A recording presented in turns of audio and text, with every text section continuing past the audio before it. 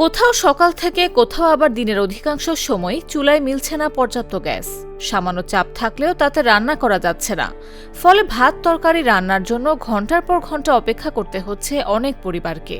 কারো রান্না শেষ করতে লাগছে স্বাভাবিক সময়ের কয়েক গুণ বেশি। গ্যাসের অপেক্ষায় রান্নাঘরে দিনের বড় একটি সময় চলে গেলেও মিলছে না স্বস্তি। এই গ্যাসের সমস্যা প্রায় 2 মাস ধরে, মানে আমরা লাকড়ি চুলা রান্না করে খাই, বুঝছেন। এই গ্যাস আসেই না আমার। আগে তো রাত 12টা 1টার পর আসতো, এখন আসেই না। কেউ না বাইরে খাইতে আছে কিনে কিনে খাবার, কেউ না খাই থাকতে আছে, কেউ লাকড়ি চুলা রান্না করতে আছে, এরকম দিন কাটতে আছে। না খেয়ে কদিন থাকা যায় বাবা? অন গ্যাস নাই, অন গ্যাস কবে বেহেও আমরা বলতে পারি না। ভোগান্তি অনেক ভোগান্তি, দেখো না শরীর অর্ধেক হয়ে গেছে না এই ছেলেরা চুলের রান্ধনে। মানুষ কেউ খাইতে পারে, কেউ খাইতে পারে না। আমার টাকা আছে, আমি একটা গ্যাসের বোতল আনতারি, অত টাকা নাই, ওই কি আনতে পারবো? ওই না খেয়ে মরবো না? বাধ্য হয়ে অনেকে ব্যবহার করছেন বৈদ্যুতিক চুলা কিংবা এলপিজি সিলিন্ডার। এতে সাময়িকভাবে রান্নার কাজ চললেও বাড়ছে পরিবারের মাসিক খরচ। একই সঙ্গে বিদ্যুৎ বা সিলিন্ডার কোনোটিই সবার জন্য সহজলভ্য নয়।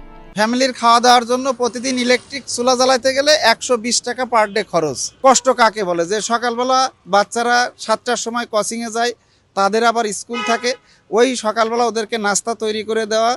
আর ইলেকট্রিক চুলায় সব কিছু কাজ করা যায় না। ওটা দিয়ে শুধুমাত্র হয়তো একটু চায়ের পানি গরম করা কিংবা একটা ডিম পোস্ট করা, একটা ডিম ভাজি করা, এই ছোটো আইটেমগুলো হয়। গ্যাসের সমস্যা, গ্যাস নাই বললেই চলে। গ্যাস আসেই না।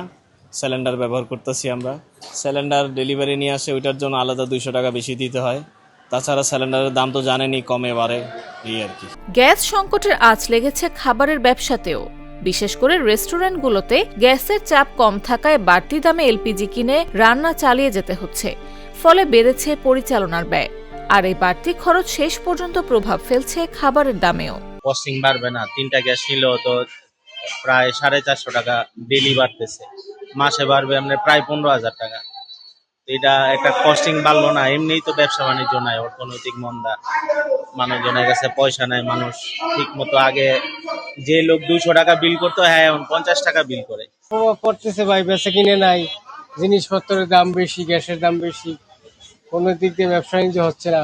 হ্যাঁ, গ্যাস নাই বলতেই চলে। অনেক গ্যাস নাই, অনেক জায়গায় গ্যাস নাই, অনেক মানুষ না খাই রয়েছে। একদিকে রান্নার ভোগান্তি, অন্যদিকে বাড়তি জ্বালানি খরচ, দুই দিক থেকেই চাপে সাধারণ মানুষ। তবে এই সংকটের স্থায়ী সমাধান কবে, সে বিষয়ে স্পষ্ট কোনো নিশ্চয়তা না থাকায় বাড়ছে উদ্বেগ। ভুক্তভোগীদের দাবি, বিকল্প জ্বালানির ওপর নির্ভরতা নয়, দ্রুত স্বাভাবিক গ্যাস সরবরাহ নিশ্চিত করাই এখন সবচেয়ে জরুরি। নিউজ ডেস্ক, জাগো নিউজ। লুর সাথে স্পাইসি সিজনিং এর টুইস্ট এলো প্রাণ পপাটা।